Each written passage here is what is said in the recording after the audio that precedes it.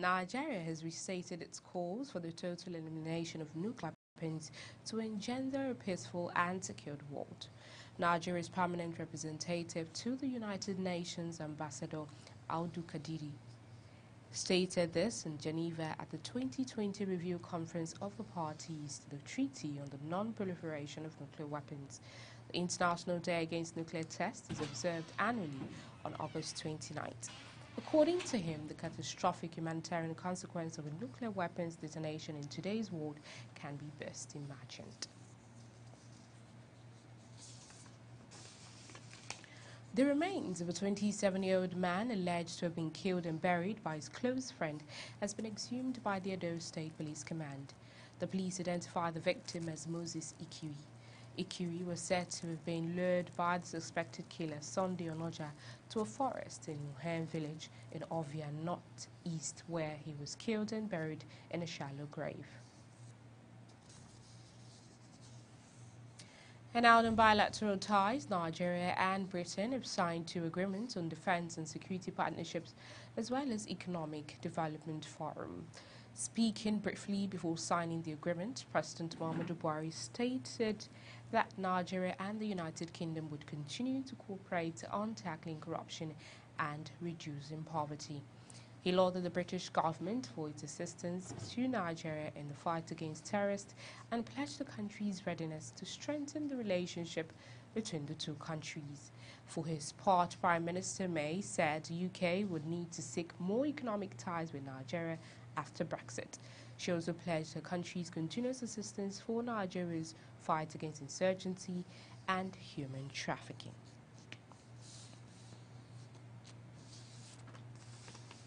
And still on the visit, President Muhammadu Buhari has given his words to Prime Minister Theresa May and by extension the international community on free, fair and credible elections in 2019.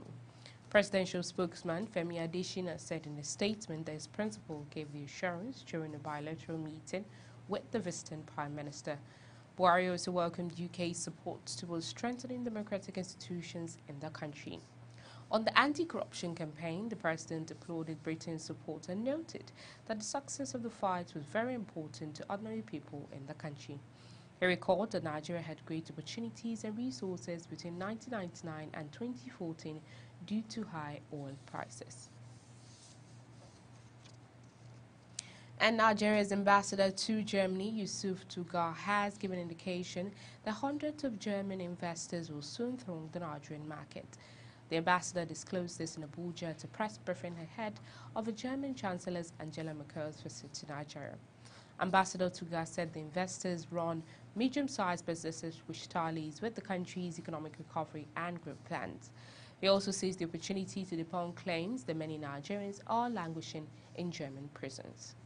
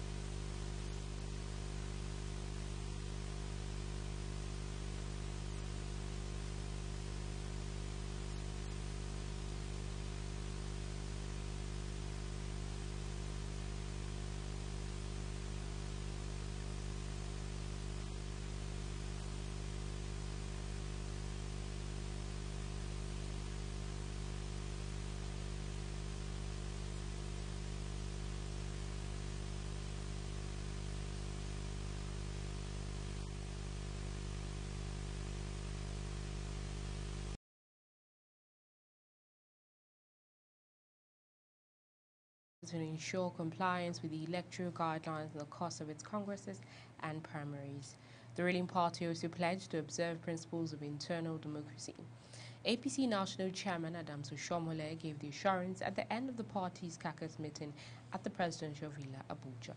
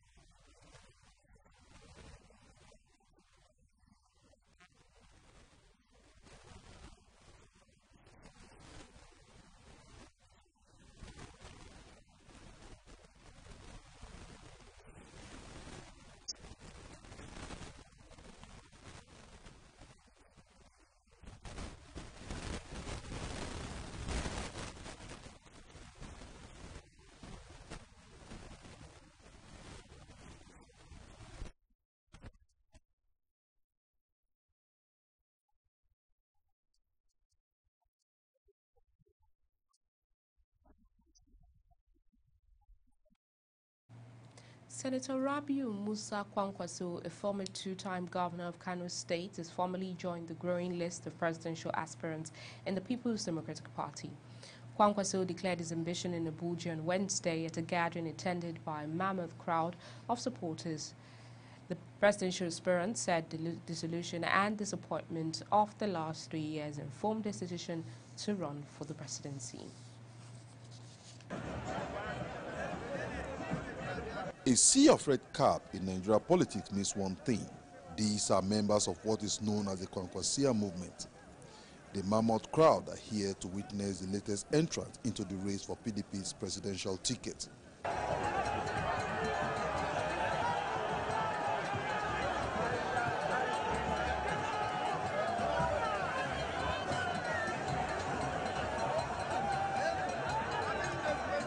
The former Kano governor did not mince words in declaring interest in the seat presently occupied by President Muhammadu Buhari. Our desire to see things change for better is well informed and in our conviction that together we can do why positive change is applauded. Today, I declare that I'm going to vie for the office of the President, Federal Republic of Nigeria, under the platform of People's Democratic Party. He also shed light on why the economy and security will be his area of focus. Serious lack of progress and hope for the future, lack of national cohesion, and poor management of internal political dynamics and widening inequality are very much with us today. We need to believe in ourselves. We need to be critically analytical when and where necessary. We need to have indomitable courage and unwavering commitment to Nigeria and all that is Nigeria. We need to stand firm for what is noble, edifying, and wholesome. We need to fight those ills that have shackled us and held us back in the past. We need to establish shared values and enthrone norms, virtues, and morality that are enduring. Members of the coalition of united political parties were also on ground to lend support to Kwankwaso. You people here today determined to proceed with the event shows that the struggle to 2019 has victory on the way. On behalf of the CUPP, I want to assure you that the CUPP is united as a political movement. There is no division. The 42 parties are united to ensure that one single presidential candidate leads us to the election. Kwankwaso is expected to battle for the PDP ticket with no fewer than 10 opposition figures who have shown interest in flying the party's flag in February next year. But he insists that he is the best man to face the incumbent, having come second among the strong field of top politicians at the 2014 APC presidential primaries. Emmanuel Ehijene, PTV News, Abuja. The ruling All Progressive Congress has washed its hands of claims that it was instrumental to the inability of Senator Rabiu Kwankwaso to use the Eagle Square. The former governor had claimed that the venue had alleged that the authorities had denied him use of the venue after paying. But APC Truth spokesman Yekini Nabena insists that it should not be dragged into a private transaction between two entities. This, the party says, is because it read in the media that the facility managers of the International Conference Center and Eagle Square do not allow campaigns in its facility on Wednesday to avoid disruption of workflow at the Federal Secretariat. The Senate President, Bukola Saraki, has condemned what he says is a last-minute cancellation of the approval granted to Senator Rabiu Musa Kwankwaso to declare his presidential bid at the Eagle Square. It said in a statement by Special Advisor on Media and Publicity, Yusuf Olanionu, that the Eagle Square belongs to all Nigerians. Saraki added that, quote, the cancellation sends a wrong message about the tolerance level in our politics, unquote. This, according to him, is because the square was built with public funds.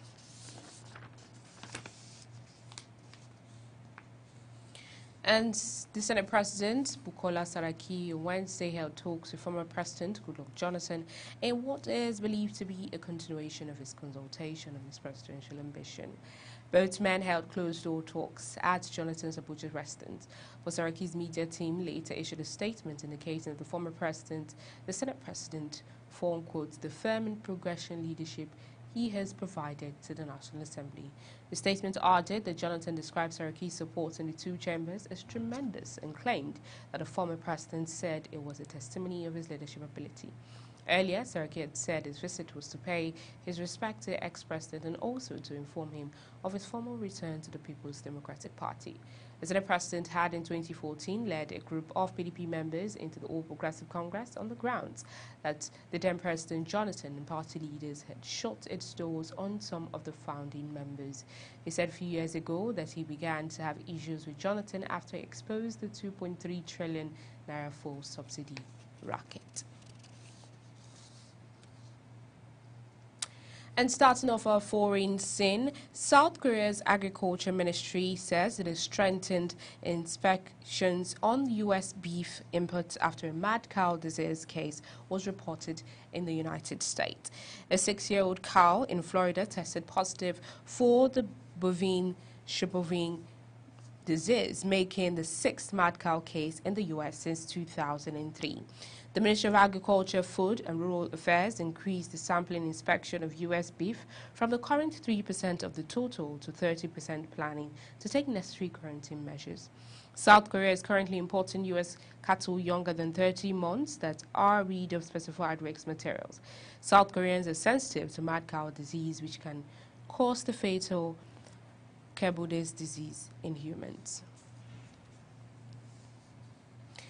And off to Malaysia, a group of former agents with Malaysia's Foreign Intelligence Agency, including its chief, are being investigated for alleged misappropriation of government funds, a senior Malaysian anti-graft official said on Thursday. The probe by the Malaysian Anti-Corruption Commission is the latest in the widening crackdown by Prime Minister Mahathir Mohamed's government on corruption alleged linked to the administration of his predecessor, Najib Razak. Earlier this week, the Anti-Graft Agency arrested 8 former officers of the Malaysian External Intelligence Organization, including its former head, Hassana Abdul Hamid, on suspicion of misappropriating about $12 million in government funds. And in Russia, Russia said it has no hidden agenda in Syria. Russian Foreign Ministry spokeswoman Maria said this on Thursday. The spokesman urged Russia's partners in Syria to take more active approach in the fight against terrorists. Russian military intervention in the Syrian civil war began in September 2015 after an official request by the Syrian government for military aid against rebel and jihadist groups. And finally, on the foreign scene, a Russian investigative media outlet has sent 3 journalists on a doomed mission to a war-torn Central African Republic, announced that it was shutting down. The Investigation Control Center admitted previously that Okan, Kirill, Regigo and Alexander were on a privately organized mission to shoot a documentary about Russian military trainers when they were killed in an ambush on July 30th. The Russian Foreign Ministry said it made no secret of military presence in the car. Russia opened a a criminal probe into the suspected murder. And in the world of sports, Andy Murray's first Grand Slam in more than a year ended with a second-round exit at the U.S. Open, where he fell in 4 sets to Spain Fernando Verdasco seeded 31st and lost 13 of 14 prior matches with Scott, who claimed the first of his 3 Grand Slam titles at the 2012 U.S. Open. But another scoring day in the New York, Verdasco triumphed 7-5, 2-6, 6-4, 6-4 to book a third-round meeting with another former champion, third-seeded Argentine Jean-Martin Del Potro. Murray was playing his first Grand Slam since Wimbledon after battling a hip injury that required surgery in January. He returned to the major stage with a 4-set win over Australian James on Monday, but he didn't have enough to withstand 52 winners from Verdasco. And finally on the news this hour, world #1 and defending champion Rafael Nadal raced into the 3rd round of the U.S. Open on Wednesday with a straight set win over Vasek Pospisil. In a match where the 25-second serve clock provided much of the drama, with both players receiving 10 violation warnings, 17-time Grand Slam champion Nadal triumphed 6-3, 6-4 and 6-2. And that's it on the news this hour. Many thanks for watching. I am Aisha Jibrin.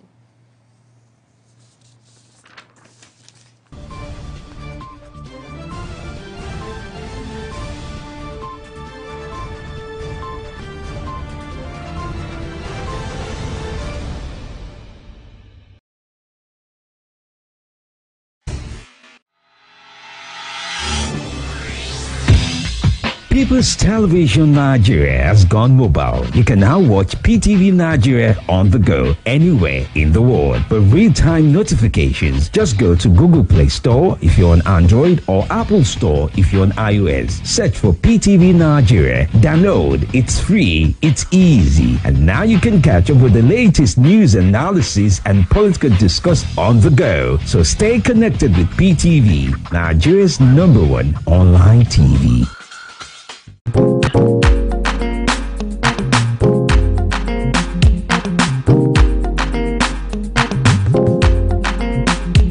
Hello there and welcome to Kids in Africana. I'm your host Lilian Ogazi. Now today I have an amazing chef and a very short, interesting meal.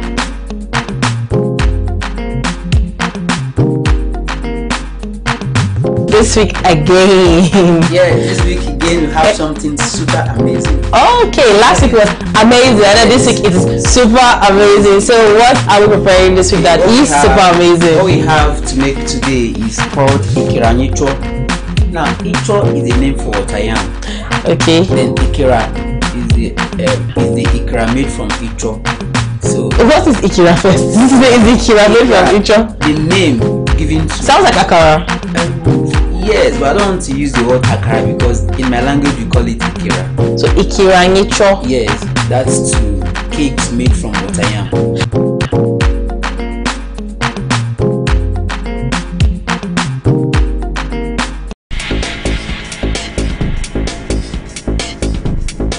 Hello viewers, welcome to this edition of the Darling Program Banking and You. I'm your regular host, Jerry Ojono. One of the reasons for the crowd in the banking hall have to do with the bulk of people who use the ATM. One of the banks happened to be one of our very old banks. Okay, they were doing that. They've been doing that for quite a while. You know, the level of education usually cannot be compared to education for those with current accounts. Yeah. Okay, so when you have the situation.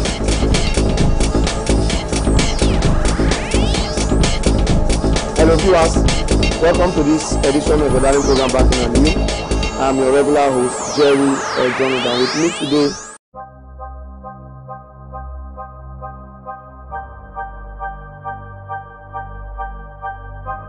my name is Rotimi Ekomi. I work with INEC. We have since 2017 registered over 12 million Nigerians. We still have quite a number of uncollected PVCs We have just about 500,000 collected. We have about 7 million uncollected. So we appeal to Nigerians to please collect their PVCs. We also want to appeal to Nigerians not to engage in vote buying and selling. Not good for our democracy at all. Please express your choice freely. Don't engage in violence, especially to our youth. Don't allow politicians to persuade you to engage in any form of violence. It's not good for this country. Democracy is about choice. You have the right to interrogate the manifestos presented by political parties. When they come, ask them questions. What do they have for you in education? What do they have? What programs do they have under health, infrastructure? All the things that you desire for the country to make this country better. And if they provide the answers and you are convinced, then you can, of course, make your choice. Right now, the choice is vast. We have just registered 23 new political parties. Now we have 91 political parties. So if they all present candidates, fine. But if they don't, those that present candidates, you also have the opportunity to make your choice freely. And I wish you all the best. I wish our country all the best. Thank you for listening.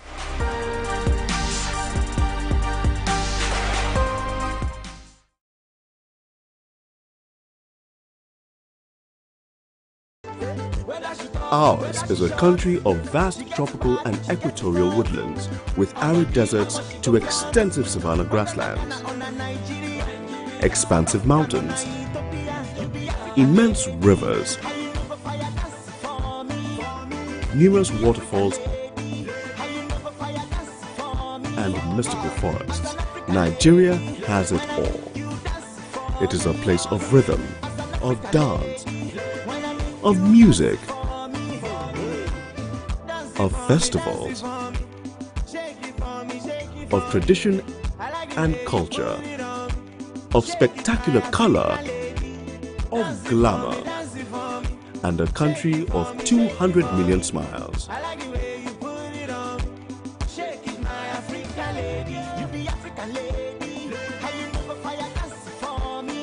And home to a unique people of incomparable passion. A country blessed with breathtaking landscapes.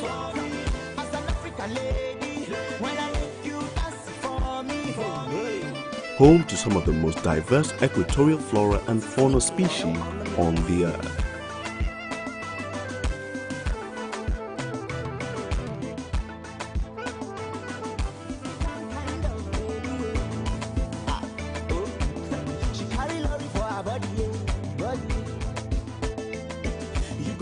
Nigeria is the undisputed welcoming heart of Africa. We have 521 unique ethno-linguistic groups. The world's newest and organic language, Pidgin, the world's oldest structural sign language, Hausa Sign Language.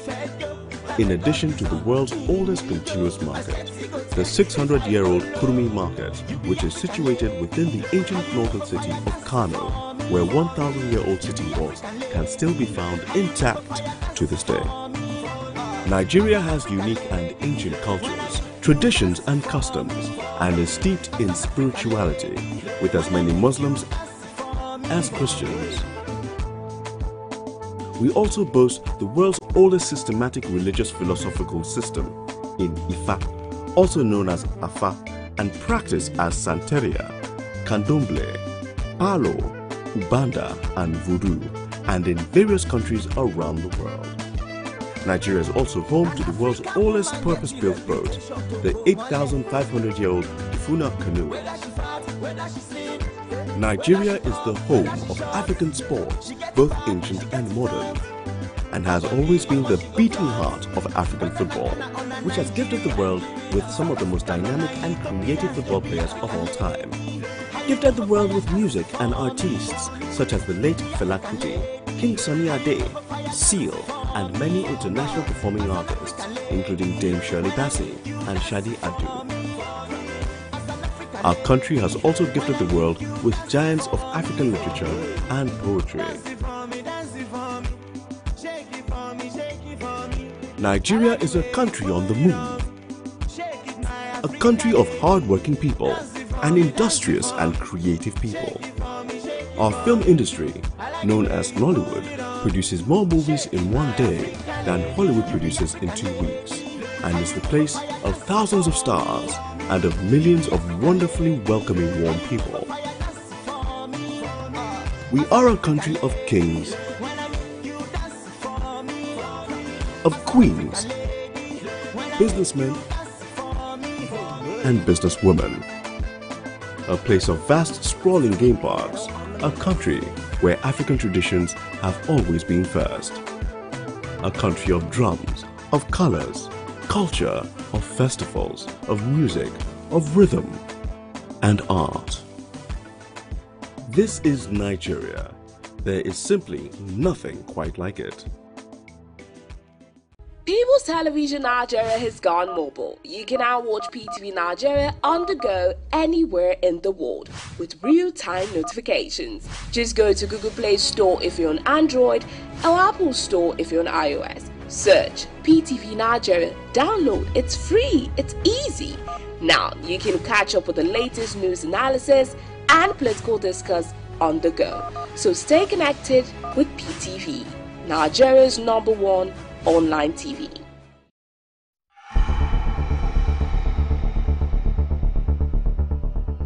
You're watching People's Television, your people's preferred station, powered by you.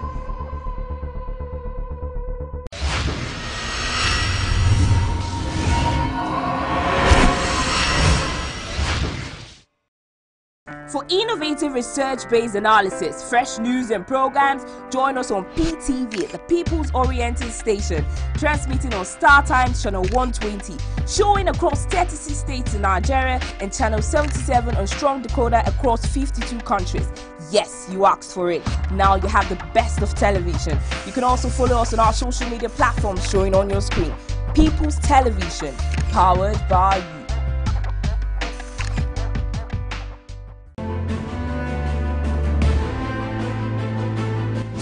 Soldiers helping Nigerian forces fight Boko Haram. We will have to persuade Nigerian legislatures. This is coming together of people who are confused. Executive order.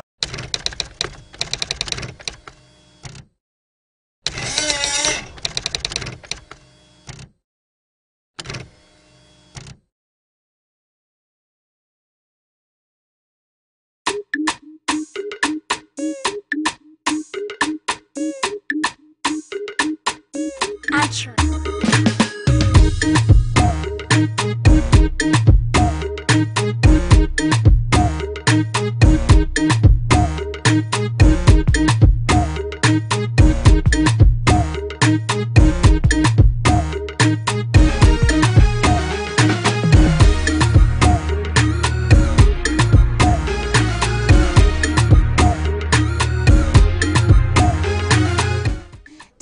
Bead making is not a new trend. It has been in existence for centuries and was primarily used by the influential. But today, it has become a new trend for everyone when it comes to the techniques, patterns, and colors. On today's episode, we're going to